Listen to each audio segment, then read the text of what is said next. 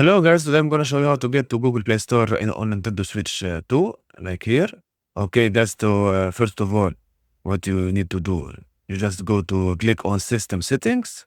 After that, click on Internet Settings, and then go to the Wi-Fi that you are connected to, and click on Change Settings. After that, go to then scroll down, go to DNS Settings, and change it to a manual. After that, click on Primary DNS IPv4. Click on it.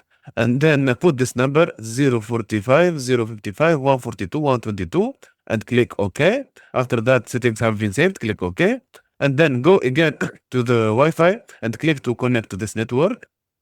And as you can see, it can't connect to internet, but just click OK. And when you click OK, you will get that you can go to Google, click on it, and then you can search for Play Store here. Search for Play Store, and here it is. Here is Google Play Store. Thank you guys, and goodbye for more videos. Bye bye.